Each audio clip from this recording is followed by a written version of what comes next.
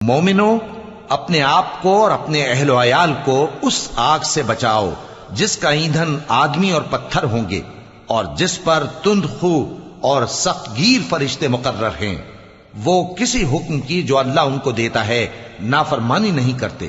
اور جو حکم ان کو ملتا ہے اسے بجا لاتے ہیں۔ کافرو، آج بہانے مت بناؤ،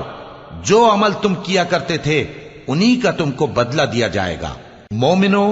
اللہ کے آگے صاف دل سے توبہ کرو، امید ہے کہ وہ تمہارے گناہ تم سے دور کر دے گا اور تم کو جنتوں میں جن کے نیچے نہریں بہ رہی ہیں داخل کرے گا۔ اس دن اللہ پیغمبر صلی اللہ علیہ وآلہ وسلم کو